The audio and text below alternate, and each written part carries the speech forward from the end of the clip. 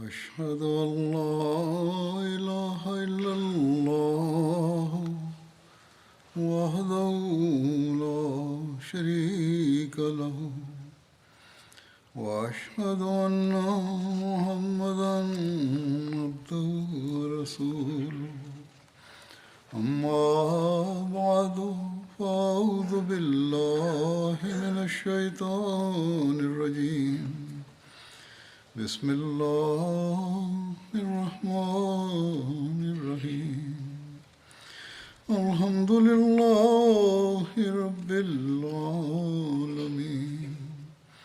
الرحمن الرحيم مالك يوم الدين إياك نعبد وإياك نستعين اهدنا الصراط المستقيم صراط الذين أنعمت عليهم غير المغضوب عليهم ولا الضالين.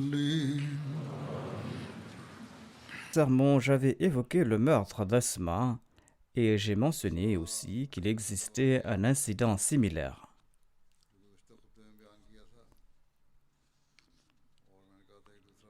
Il semble que le deuxième incident soit également une histoire inventée de toutes pièces. Cet incident concerne le meurtre du juif Abu Afak. Les livres biographiques évoquent un autre incident fictif qui est le meurtre du juif nommé Abu Afak. Voici les détails à propos de cet incident. Un jour, le messager d'Allah sallallahu alayhi wa sallam, aurait dit à ses compagnons: qui est prêt à se charger de cet infâme Abu Afak, c'est-à-dire qui est prêt à le tuer. Abu Afak était un homme très âgé. On dit même qu'il avait 120 ans. Mais il avait l'habitude d'inciter les gens contre l'envoyé d'Allah sallallahu alayhi wa sallam.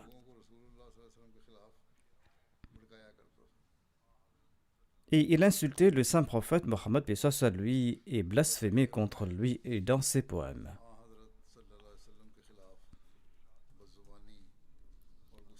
Salim bin Omer aurait répondu à l'appel du saint prophète Mohammed paix soit sur lui. Salim bin Omer faisait partie de ces gens qui pleuraient abondamment par crainte d'Allah. Il avait participé à la bataille de Badr. Il a déclaré: j'ai fait le vœu que soit je tuerai Abu Afak, soit je donnerai ma vie dans cet effort. Par la suite, Salim bin Omer était à l'affût de toute occasion pour accomplir son vœu. Par une nuit torride, Abu Afak a dormi dans la cour de sa maison, la cour qui se trouvait à l'extérieur de l'enceinte de sa maison. Quand Salim en a été informé, il est parti immédiatement. En arrivant là-bas, Salim a placé son épée sur le foie d'Abu Afak et l'a enfoncé jusqu'à ce que l'épée traverse son ventre pour se planter dans le lit. Abu Afak, l'ennemi de Dieu, a lancé un cri terrible. Salim l'a laissé et il est parti de là. En entendant le cri d'Abu Afak, les gens ont immédiatement couru et certains de ses compagnons l'ont emmené à l'intérieur de la maison. Mais l'ennemi de Dieu n'a pas survécu à la blessure et il est décédé. Un recueil biographique relate ainsi cet incident. Cet incident n'est relaté par aucune source crédible. Cet incident n'a pas été mentionné dans les Sihah, dans les 6 recueils authentiques de hadith. On trouve mention de cet incident dans certains livres d'histoire tels que la Sirat al-Halbiya dans Sharh Zarqani, Tabaqat al-Kubra d'Ibn Sa'd, la Sirat al-Halbiya d'Ibn Hisham, Al-Badaya wa Nihaya et la Kitab al-Maghazi de Waqidi et Sabil al-Huda d'Al-Rashad. Mais l'incident n'est pas consigné dans la plupart des recueils historiques, à l'instar d'Al-Kamil fi Tarikh, le Tarikh al-Tabari, le Tarikh d'Ibn Khaldoun, tandis que d'autres recueils d'histoire en ont fait mention, comme mentionné précédemment. À l'instar d'Asma, Abu Afak a incité à la haine contre le saint prophète Mohammed lui selon ses témoignages. Ainsi donc, après la bataille de Badr, sa malveillance et sa jalousie ont pris de l'ampleur, le poussant à devenir ouvertement un rebelle. Les incohérences internes dans le récit du meurtre d'Abu Afak suscitent également des doutes quant à la véracité de cet incident. À titre d'exemple, le premier désaccord concerne le nom de l'assassin. Selon Ibn Sa'd et Waqidi, Salim bin Omer était l'assassin d'Abu Afak, tandis que d'autres récits évoquent le nom de Salim bin Omar. Selon Ibn al-Uqba, Salim bin Abdullah bin Thabit Ansari était l'assassin d'Abu Afak. La deuxième incohérence concerne la raison de l'assassinat. Selon Ibn Hisham et Waqidi, Salim l'a tué de son propre chef dans un accès de rage.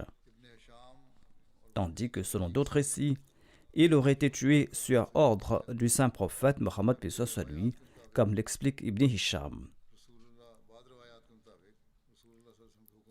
Le troisième point concerne la religion de la victime. Selon Ibn Sa'd, Abu Afak était un juif, tandis que selon Waqidi, il n'était pas un juif. Il existe aussi des divergences quant à l'époque du meurtre. Selon Waqidi et Ibn Sa'd, cet incident a eu lieu après le meurtre d'Asma bint Marwan, tandis que selon Ibn Ishaq et Ibn Hisham, cet incident a eu lieu avant le meurtre d'Asma. Il ressort également de ces incohérences évidentes qu'il s'agit d'une histoire fabriquée qui ne repose sur aucune vérité. Même s'il est admis qu'Abu Afak a été assassiné, ces autres actes répréhensibles tels que l'incitation au meurtre du chef de l'État, la provocation à la guerre par le biais de poèmes satiriques, la mise en danger de l'ordre public et l'incitation à la rébellion constituent des motifs suffisants pour justifier la peine de mort conformément aux sanctions appliquées à ceux qui se révèlent être des rebelles contre l'État aujourd'hui.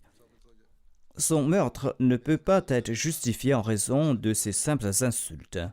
De même, tout comme dans l'incident d'Asma, il n'existe aucune preuve d'une quelconque réaction des Juifs après le meurtre d'Abu Afak.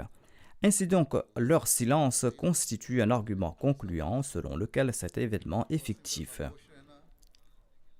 Ces événements auraient eu lieu avant ou immédiatement après la bataille de Badr. Tous les historiens sont unanimes que le premier conflit entre les musulmans et les juifs était la Ghazwa Banu Qaynuqa. Et si un incident avait eu lieu avant Badr, on en aurait fait mention. Les juifs auraient pu, à juste titre, s'opposer aux musulmans en raison du meurtre d'Abu Afak et d'Asma, affirmant que les musulmans les ont devancés dans l'hostilité et les ont provoqués. Mais nulle part on ne trouve mention que les Juifs de Médine aient soulevé une telle question concernant ces événements. Dans son ouvrage Sirat Khatamun Nabiyyin, Hazrat Saibzada Mirza Bashir Ahmad Saib a mentionné les événements fictifs du meurtre d'Asma et d'Abu Afak en ces termes. Il déclare donc que Waqidi et d'autres historiens ont écrit deux incidents qui auraient eu lieu après la bataille de Badr. Des incidents qui ne figurent nulle part dans les livres de hadith et dans les recueils historiques authentiques. Ces récits sont inexacts, y compris en ce qui concerne la substance des événements rapportés. Étant donné qu'ils offrent une opportunité d'accuser le saint prophète Mohammed lui, divers historiens chrétiens, conformément à leur pratique habituelle, ont mentionné ces cas de manière très critique. Le premier incident inventé concerne une femme nommée Asma qui résidait à Médine et qui était une ennemie acharnée de l'islam. Elle disait du mal du saint prophète Mohammed lui et encourageait vivement les gens à s'en prendre au saint prophète Mohammed paix soit sur lui à travers ses vers provocateurs, et il incitait ainsi à l'assassinat du saint prophète Mohammed paix soit sur lui. Finalement, dans sa colère, un compagnon aveugle nommé Omar bin Adi l'a tué pendant son sommeil chez elle durant la nuit. Le saint prophète Mohammed paix soit sur lui ne l'aurait pas réprimandé quand il a su à propos de cet assassinat. Au contraire, le saint prophète Mohammed paix soit sur lui aurait même d'une certaine manière félicité ce compagnon de cet acte. En tout cas, j'ai démontré que cet incident est fictif et jamais le saint prophète Mohammed paix soit sur lui ne l'a approuvé. Jamais le saint prophète Mohammed paix soit sur lui n'a loué cet acte de la part de ce compagnon. Le deuxième incident concerne un vieux juif nommé Abu Afak qui vivait à Médine. Il composait également des couplets provocateurs contre le saint prophète Mohammed paix soit sur lui et incitait les mécréants à mener la guerre contre le saint prophète Mohammed paix soit sur lui et à l'assassiner. Finalement, dans sa fureur, un compagnon nommé Salim bin Omer l'a tué pendant la nuit quand il se trouvait dans la véranda de sa maison. Waqidi et Ibn Hisham ont même cité certains des couplets provocateurs qu'Asma et Abu Afak avaient composés contre le saint prophète Mohammed sallallahu alayhi wa sallam. Sir William Muir et d'autres ont agrémenté leur livre de ces deux incidents d'une manière très désagréable. Ces orientalistes en ont profité, alléguant que c'était là une grande injustice de la part du saint prophète paix soit sur lui. Or, un examen minutieux et critique démontre que ces incidents n'ont pas eu lieu. Le premier argument remettant en question l'authenticité de ces deux récits est leur absence dans les livres de hadith. En d'autres termes, aucun hadith ne rapporte un événement de cette nature avec les noms de l'assassin ou de la victime. En fait, même en mettant de côté les recueils de hadith, divers historiens n'en ont fait aucune mention. Si ces événements étaient authentiques, il n'y aurait aucune raison pour que les livres de hadith et divers ouvrages historiques les omettent. En l'occurrence, on ne peut pas spéculer que les muhaddithin, les compilateurs de hadith et les divers historiens ont omis ces événements, tout simplement parce qu'une allégation était portée contre le saint prophète Mohammed paix soit sur lui et ses compagnons. Tout d'abord, la raison en est que ces événements ne sont pas condamnables, étant donné les circonstances dans lesquelles ces événements se sont produits. Vu que les victimes auraient incité à la rébellion contre l'État, ces incidents ne sont pas condamnables si jamais ces incidents ont eu lieu. Ainsi, il serait incorrect d'affirmer que les historiens ou les compilateurs de hadith n'en ont pas fait mention parce qu'ils portaient atteinte à la personne du saint prophète Mohammed paix soit sur lui. Deuxièmement, quiconque a entrepris une étude élémentaire des hadiths et de l'histoire ne peut ignorer le fait que les muhaddithines et les historiens musulmans n'ont jamais omis une narration tout simplement parce qu'elle pouvait sembler soulever une objection contre l'islam et le fondateur de l'islam. Leur pratique consistait à ne jamais hésiter à rapporter ce qu'ils considéraient comme un récit authentique du point de vue de la chaîne de transmission, quel que soit le sujet abordé. En réalité, la pratique de certains muhaddithines et de la plupart des historiens était d'inclure honnêtement dans leur collection toutes les narrations qui leur parvenaient concernant le saint prophète Mohammed paix soit sur lui et ses compagnons, même si ces récits étaient peu fiables et faibles à la fois du point de vue de la chaîne de transmission et de la substance des sujets évoqués. Il laissait ensuite aux théologiens et aux chercheurs des époques ultérieures le soin de faire la distinction entre les narrations authentiques et les narrations faibles. Ce faisant, leur intention était de mettre aucun récit vrai ou faux attribué au saint prophète Mohammed paix soit sur lui et à ses compagnons. C'est pourquoi toutes sortes de narrations, qu'elles soient fiables ou non, ont été recueillies dans les premiers ouvrages d'histoire. Toutefois, cela ne signifie pas que tous ces récits sont acceptables.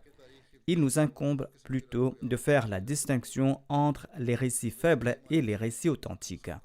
En tout état de cause, il n'y a pas le moindre doute qu'un muhaddith ou qu'un historien musulman et jamais ignorer une narration tout simplement parce qu'elle semblait aller à l'encontre de la grandeur du saint prophète Mohammed paix soit lui ou de ses compagnons, ou parce que le saint prophète Mohammed paix soit lui ou l'islam était la cible d'une accusation en conséquence.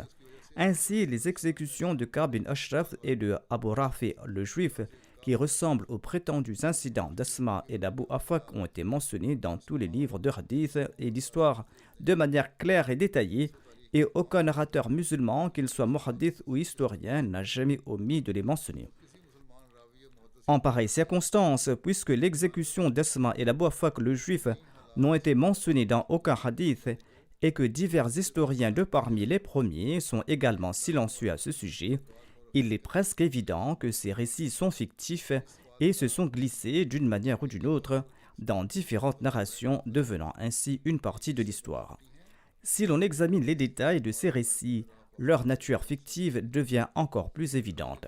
Par exemple, selon Ibn Sa'd et d'autres, Omer bin Ardi serait le nom de l'assassin dans le cas d'Asma. Mais selon Ibn Durayd, l'assassin se nommait Rishmir. Suhayli, quant à lui, déclare que ces deux noms sont incorrects et affirme qu'en réalité, Asma a été tuée par son propre mari, dont le nom a été rapporté comme Yazid bin Zayd dans divers récits. Selon d'autres récits, aucune de ces personnes n'était l'assassin d'Asma. Il s'agirait d'un individu inconnu au sein de sa propre tribu. Ibn Sa'd et d'autres ont désigné la victime comme étant Asma bint Marwan. Mais Allama ibn Abdul Barr affirme quant à lui que Omar avait tué sa propre sœur qui s'appelait Bint Adi. Ibn Sa'd a écrit que l'assassinat a eu lieu au milieu de la nuit. Zarqani, quant à lui, affirme que l'incident a eu lieu pendant la journée ou tout au plus au début de la soirée, car le récit mentionne que la victime était en train de vendre des dattes au moment de l'incident.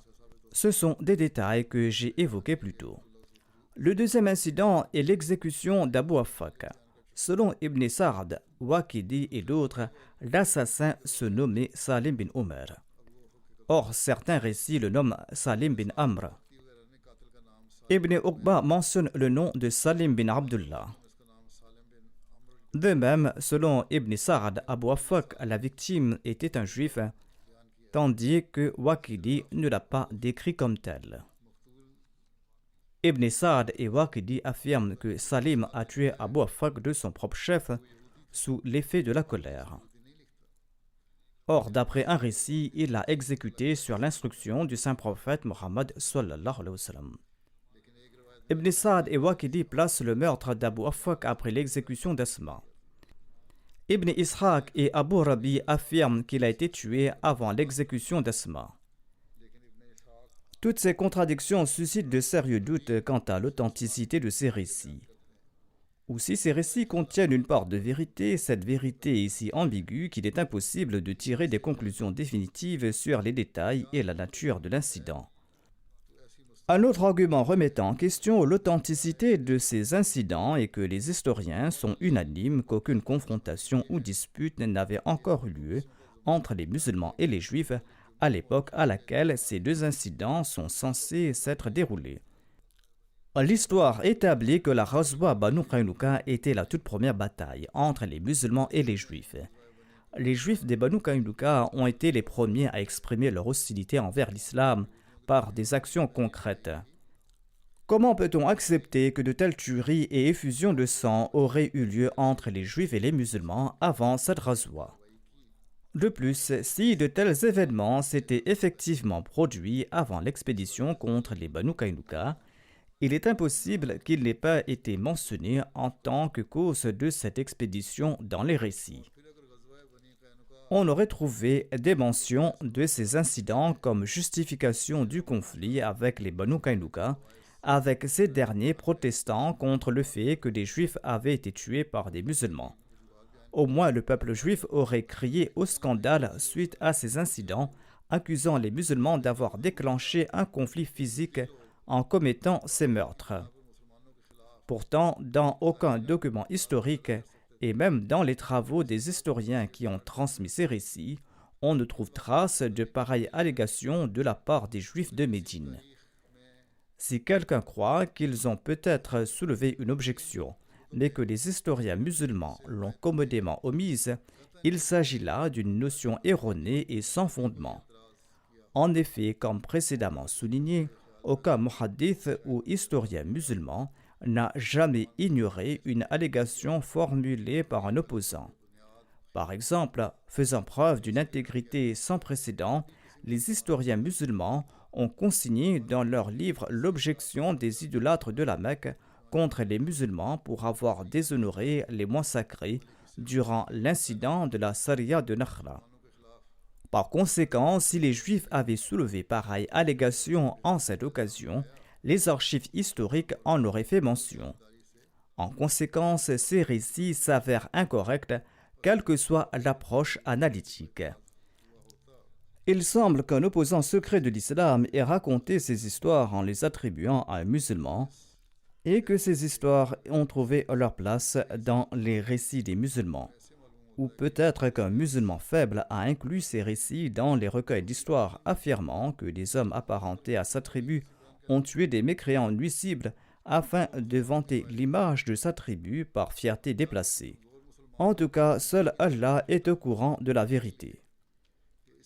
Telle est la réalité de ces incidents. Comme précédemment mentionné, même si ces assassinats étaient avérés, ils ne pourraient être jugés condamnables compte tenu des circonstances les entourant. Nous avons déjà évoqué la vulnérabilité des musulmans à cette époque. Leur situation était comparable à celle d'une personne prise au piège dans un feu intense de tous côtés, à perte de vue, sans moyen apparent de s'échapper, tandis que des individus avides de son sang se tenaient à proximité. Dans cet état de vulnérabilité extrême, si une personne malveillante et agressive incite les gens à s'en prendre à leur leader et à leur chef en récitant des vers provocateurs, tout en poussant ses ennemis à le tuer, quelle autre alternative aurait été envisageable en de telles circonstances à l'époque, sinon de mettre fin à une telle personne? De plus, les musulmans ont entrepris cette action dans un état de provocation extrême, une situation dans laquelle un meurtre mineur ne peut être considéré comme suffisant pour justifier des représailles. Un individu, à l'instar de l'orientaliste M. Margoliouth, qui adopte généralement une position hostile sur tous les sujets, ne considère pas que les musulmans méritent d'être condamnés en raison de ces incidents. Ainsi, M. Margoliouth écrit à ce sujet: « Si les vers attribués à Asma sont authentiques, elle aurait délibérément incité les habitants de Médine à une attaque meurtrière contre le prophète. Ainsi, son exécution n'aurait pas été une mesure injuste, quelle que soit la norme. Et il ne faut pas oublier que la satire était une arme bien plus efficace en Arabie qu'ailleurs. Et le fait que seul le coupable souffrait était une nette amélioration par rapport au système existant, selon lequel la satire sur un individu signifiait la guerre entre des tribus entières. Ainsi, seul le coupable était puni et pas les autres. Le principe islamique selon lequel chacun doit souffrir pour sa propre faute a été introduit à la place. Si M. Margoliouth émet une objection à l'égard de ces exécutions, c'est uniquement en ce qui concerne la façon dont elles ont été réalisées. En d'autres termes, pourquoi les coupables n'ont-ils pas été officiellement exécutés après l'annonce formelle de leur crime? La première réponse à cette question est que, même si ces incidents sont considérés comme vrais, il s'agissait d'actions individuelles de certains musulmans, actions qu'ils ont commises après avoir été immensément provoqués. Le saint prophète Mohammed paix soit lui n'a pas ordonné ces actions et ceci est catégoriquement établi par le récit d'Ibn Sa'd. Deuxièmement, si l'on admet que le saint prophète Mohammed paix soit lui a ordonné ces actions, les circonstances de l'époque étaient telles que si un jugement officiel avait été rendu concernant l'exécution d'Asma et d'Abou Afak et que les parents des criminels avaient été informés à l'avance de l'exécution de leurs proches, cela aurait pu avoir des conséquences dangereuses. De plus, il y avait une forte crainte que ces incidents ne déclenchent un conflit majeur entre les musulmans et les juifs, ou même les idolâtres de Médine. Il est curieux de constater que M. Margoliouth ait considéré que l'acte de tuer était justifié compte tenu des circonstances particulières de l'Arabie à l'époque. Cependant, pourquoi n'a-t-il pas considéré les circonstances spécifiques de l'époque pour ce qui est de la méthode d'exécution? À cet égard, en prenant en compte les circonstances spécifiques de l'époque, il aurait peut-être été convaincu que la méthode utilisée était appropriée et nécessaire pour maintenir la paix publique, si ces deux personnes ont été réellement tuées, ce qui ne fut pas le cas. Pour résumer tout d'abord, les incidents de l'exécution d'Asma et d'Abou Afak le juif ne sont même pas considérés comme authentiques du point de vue de la chaîne de transmission et de la substance des récits. De plus, même si hypothétiquement ils étaient acceptés comme vrais, ils ne pourraient pas être jugés blâmables compte tenu des circonstances de l'époque. En fin de compte, il est possible que ces meurtres aient été perpétrés par certains musulmans en réaction à une provocation sérieuse, sans que le saint prophète Mohammed paix soit lui ait donné d'ordre en ce sens. L'allégation selon laquelle le saint prophète Mohammed paix soit lui aurait ordonné leur meurtre est incorrecte. Tous ces récits sont des fabrications attribuées au saint prophète Mohammed paix soit lui. Les historiens ont certes consigné ces récits, mais il était nécessaire de les analyser de manière approfondie par la suite. Nous sommes reconnaissants envers Allah qui nous a permis d'accepter l'imam de l'époque. Par conséquent, nous examinons en détail chaque question en nous basant sur les faits réels et nous cherchons à réfuter toute accusation portée contre la personne du saint prophète Mohammed sallallahu alayhi wa sallam. Qu'Allah accorde aussi la sagesse à ces ulémas qui ne recherchent que leurs propres intérêts en promouvant ces idées et qui tentent de diffamer l'islam. Ils prétendent servir l'islam, mais en réalité, leurs actions ont attisé l'extrémisme. Qu'Allah leur accorde de la sagesse.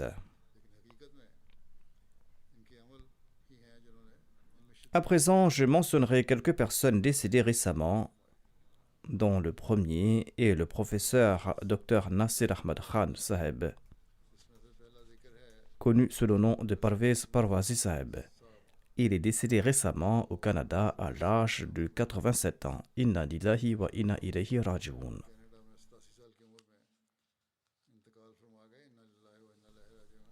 Il était né à Qadian. Son père, Maulana Ahmad Khan Saheb Nassim, était un missionnaire de la communauté. Il a servi en tant que Naïb Nazim de l'Isla Oishad pendant longtemps. Il était également un homme de grand calibre. Il a organisé les Jamaat. La mère du défunt se nommait Rahmat Bibi. Parwazi Saheb a fait ses études élémentaires à Qadian et après son BEP, il ne s'est pas inscrit dans un institut tertiaire, car la Talim Islam College était située à Lahore à cette époque. Quand l'institut a déménagé à Rabwa, il y a été admis. Il a obtenu une licence en 1958. Il a eu sa maîtrise de l'Université Oriental College en 1960 et il a eu son doctorat de l'Université du Punjab en 1968. Le professeur Nasir Parwazi a été nommé maître de conférence après avoir obtenu sa maîtrise en Urdu en 1960. Et il a commencé à enseigner au Government College de Muzaffargarh. Il s'est adonné à ses activités littéraires en publiant des articles dans les journaux Al-Fazr, dans le journal mensuel Misbah et dans le journal Khalid. Il aimait également beaucoup la poésie il composait de très bons poèmes. Et après la fondation de la Talim Islam College à Rabwa, il s'est dédié en 1961 et il a travaillé comme maître de conférence jusqu'en 1969. Et de 1969 jusqu'à 1975, il a été nommé chef du département de l'Ourdou au Talim Islam College de Rabwa. De 1975 à 1979, il a été nommé professeur invité à l'Université des études étrangères de Saka au Japon, où au cours de son service, il a déployé de grands efforts pour améliorer les relations entre le Pakistan et le Japon. Il a également contribué à la création de la Jamaat à Tokyo. Il est revenu au Pakistan en 1979. Ensuite, après la nationalisation de la Talim Islam College, il a enseigné dans divers instituts au Pakistan en tant que professeur adjoint. De 1986 à 1990, il a enseigné comme professeur adjoint au Government College de Faisalabad. Étant Ahmadi, il a dû faire face à de nombreuses difficultés au cours de cette période. Finalement, lorsqu'il était sur le point d'être arrêté, il a dû tout quitter pour se rendre ici au Royaume-Uni. Il s'est présenté au 4e calife et suite aux directives du 4e calife, il a émigré en Suède et il a servi comme professeur à l'université d'Uppsala en Suède de 1991 à 2001. Au cours de son séjour en Suède, il était membre du comité du prix Nobel de littérature et il a servi dans ce comité pendant 16 ans. Il a émigré au Canada en 2003.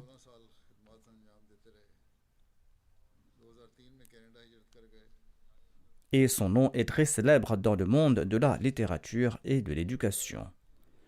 Son épouse se nomme Amtul Majid Sahiba. Elle est la fille de Maulvi Mohammad Ahmad Sahib Jalil. Allah l'a bénie avec 2 fils et 3 filles. Son épouse déclare: Nous avons vécu ensemble pendant 73 ans. Il m'a apporté un soutien constant dans tous les moments de bonheur et de tristesse et face aux grands défis. J'étais la fille aînée de mes parents et je suis resté à Rabwa. Le professeur Parvazi ne m'a jamais empêché de les servir, voire il a pris soin de mes parents plus que moi. Son comportement envers tous mes proches, c'est-à-dire sa belle famille, était très exemplaire. Le défunt était un très grand exemple du respect de l'Ita Idil Khurba. Il traitait ses proches avec le plus grand amour et la plus grande sincérité, et il partageait leur joie et leur peine. Tahir Ahmed Khan, le fils du défunt, relate: Il arborait toujours un sourire, quelles que soient les circonstances, et il vouait un amour constant au califat de la Jamaat Ahmadiyya.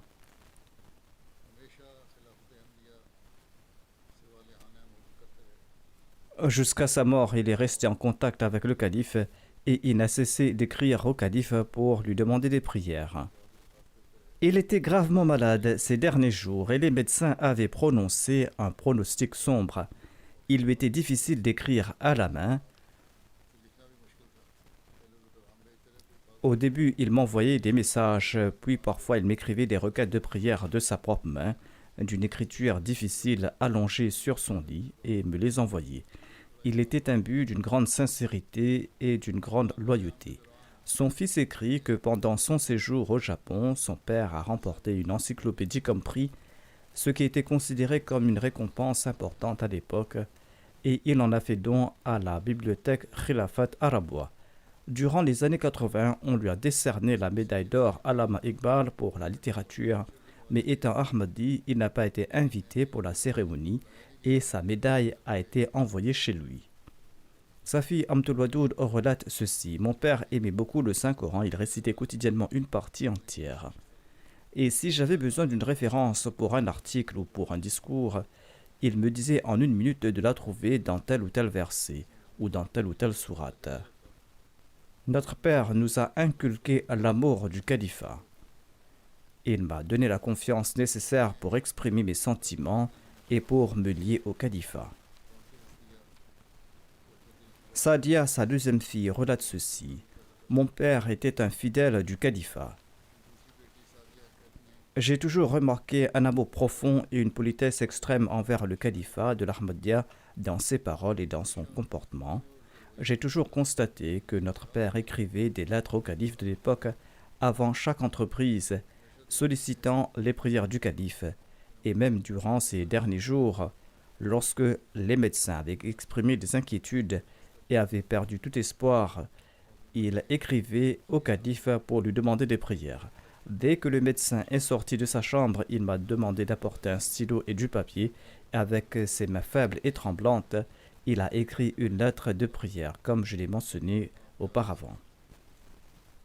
Il faisait aussi beaucoup d'aumônes. Il offrait toute somme qu'il avait en aumône. Sa petite fille maternelle, Naila Mahmoud, déclare: il s'agirait de sa petite fille paternelle.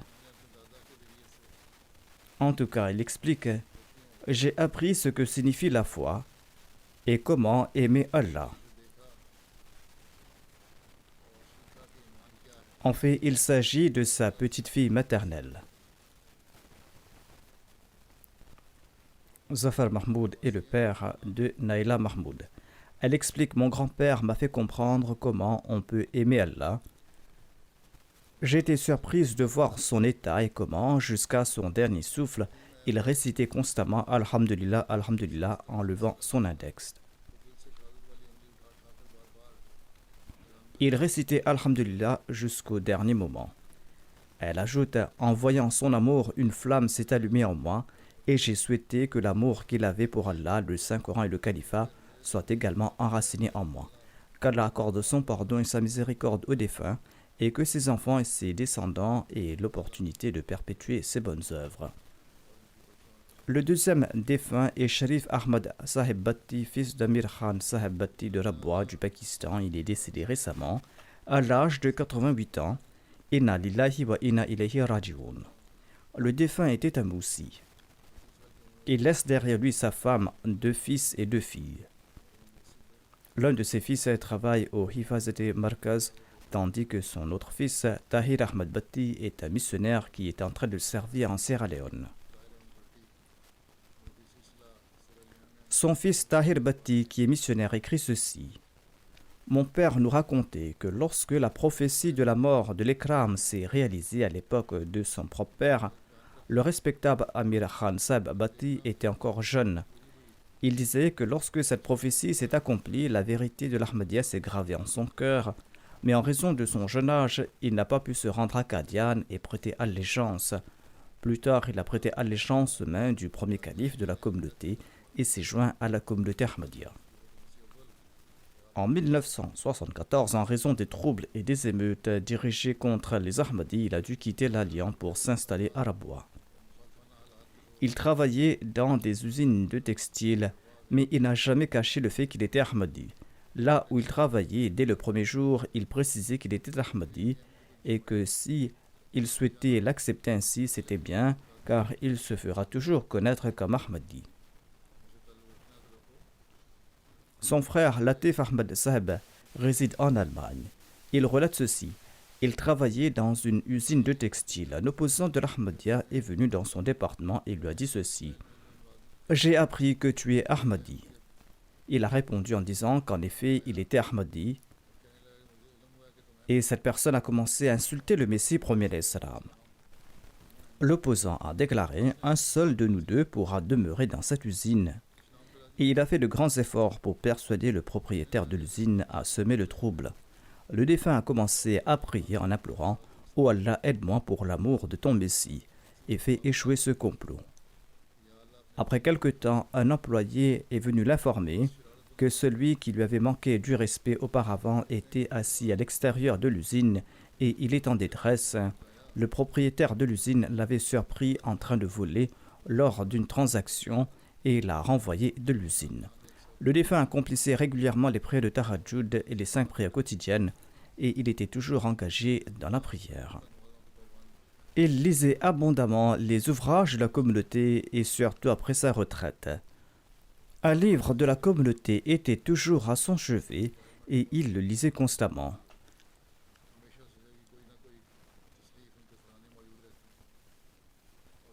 Chaque fois que le calife de la communauté attirait l'attention sur des prières particulières, il s'y consacrait immédiatement. Il récitait fréquemment le Daroud Sharif. Son fils, qui est missionnaire, relate ceci. Quand j'étais en 6e année, il me demandait de réciter le Daroud Sharif sur le chemin de l'école et en revenant. Et il se référait également à lui-même, c'est-à-dire Batisab, en disant que par la grâce d'Allah, il récitait le Daroud Sharif plus de 1000 fois par jour. Qu'Allah lui accorde son pardon et sa miséricorde, et qu'Allah permette à ses enfants de perpétuer ses bonnes œuvres.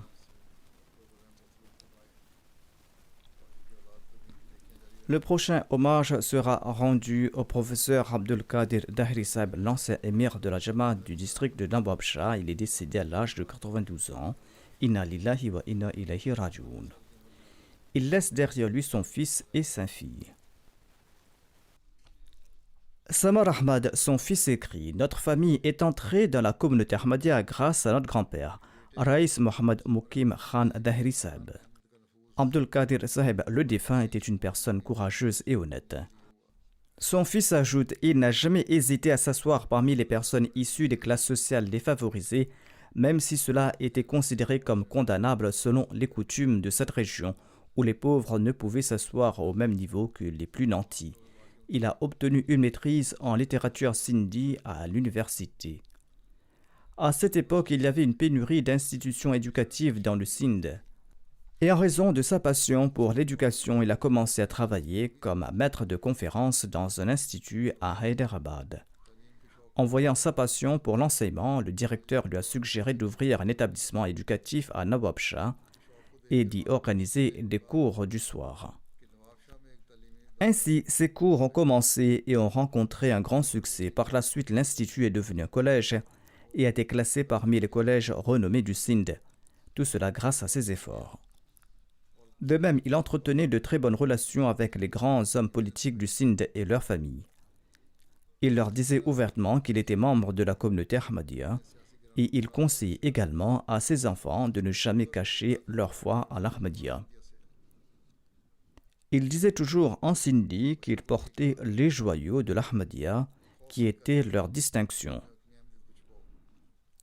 Il a également eu l'honneur de traduire le Saint-Coran en langue sindhi suite à l'instruction du troisième calife de la communauté. Ensuite, suite aux instructions du troisième calife, il a traduit le Tafsir Saghir en langue sindhi en 2 volumes. En raison de la traduction du Saint-Coran et de la publication d'une brochure sur certains versets du Saint-Coran, une action en justice a été intentée contre le 4e calife à l'époque et 4 autres individus, dont le défunt, en vertu de la section 295C de la Constitution du Pakistan. Outre à la langue sindhi, il avait également une expertise étendue en ourdou au point que quiconque recevait une lettre de sa part était profondément impressionné par ses écrits. Il était membre de la Fazal Umar Foundation. Les étudiants en doctorat venaient le consulter. Il avait un vaste cercle de connaissances. Il a écrit un livre en sindhi d'une grande importance pour guider à la fois les experts en enseignement ainsi que les étudiants. De plus, certaines expressions moqueuses étaient utilisées dans un dictionnaire en référence à la tribu Dahri du Sindh. Conformément au commandement du Saint-Coran, il a persuadé les fonctionnaires de l'État en avançant de nombreux arguments. Et il a réussi à faire retirer définitivement ces termes discriminatoires du dictionnaire, qu'Allah lui accorde son pardon et sa miséricorde, et qu'il permette également à ses enfants de perpétuer ses bonnes œuvres. Le prochain défunt se nomme le professeur Dr Mohammad Sharif Khan Sahib, qui résidait aux États-Unis. Il est décédé à l'âge de 84 ans. Inna lillahi wa inna ilayhi raji'un. Par la grâce d'Allah, il était moussi.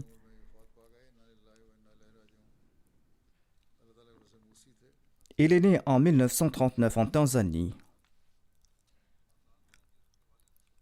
Son père, le docteur Habibullah Khan Sahib, a introduit l'Ahmadiyya dans sa famille et il avait embrassé l'Ahmadiyya. Sharif Khan Sahib, le défunt, a fait ses études élémentaires à Qadian.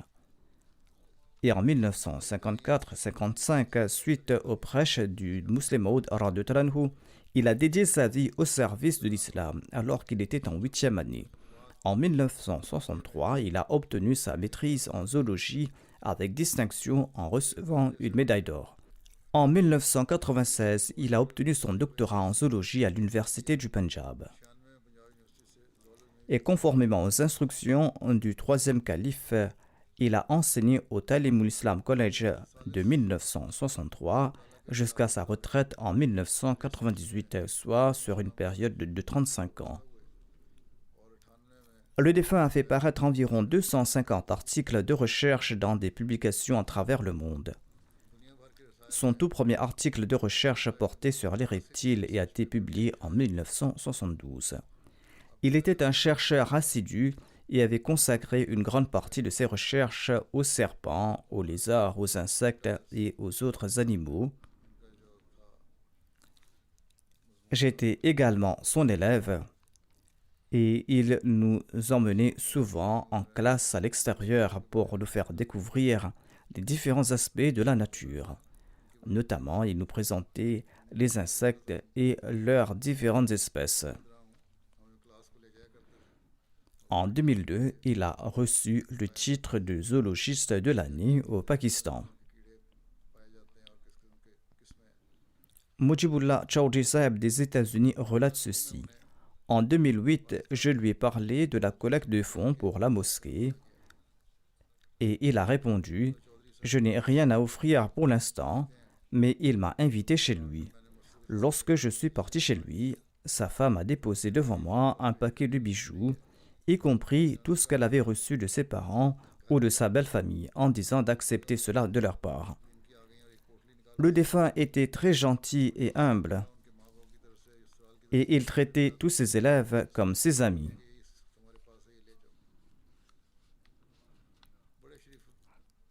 Qu'Allah lui accorde son pardon et sa miséricorde. Son fils aîné, Zafullah Saheb, écrit ceci, et ces détails ont été fournis ultérieurement.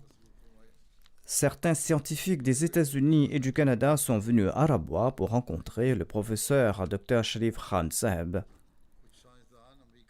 Selon ces scientifiques, il n'y avait pas de plus grand expert au Pakistan que Sharif Khan Saheb en matière d'herpétologie, c'est-à-dire de l'étude des reptiles. Il était un très grand expert dans ce domaine.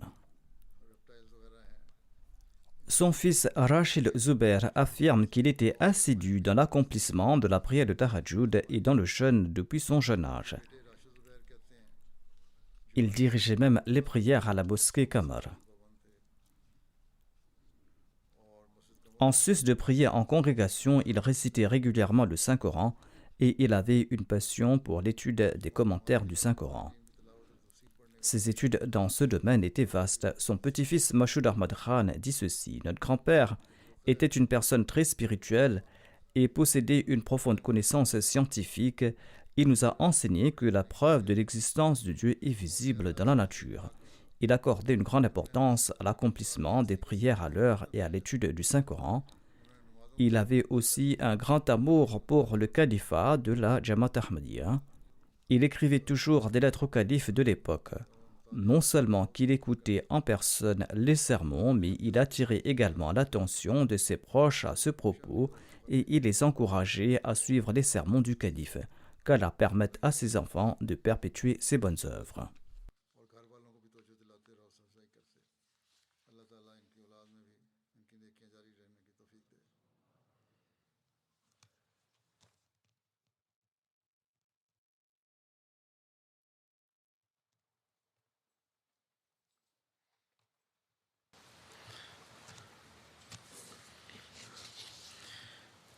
Alhamdulillah, alhamdulillah, nahmaduhu wa nasta'inuhu wa nastaghfiruhu wa nu'minu bihi wa natawakkalu alayhi wa na'udhu billahi min shururi anfusina wa min sayyiati a'malina. من يهده الله فلا مضل له ومن يضلله فلا هادي له ونشهد أن لا إله إلا الله ونشهد أن محمدا عبده ورسوله عباد الله رحمكم الله إن الله يأمر بالعدل والإحسان وإيتاء ذي القربى وينهى عن الفحشاء والمنكر والبغي يعظكم لعلكم تذكرون اذكروا الله يذكركم وادعوه يستجب لكم ولذكر الله أكبر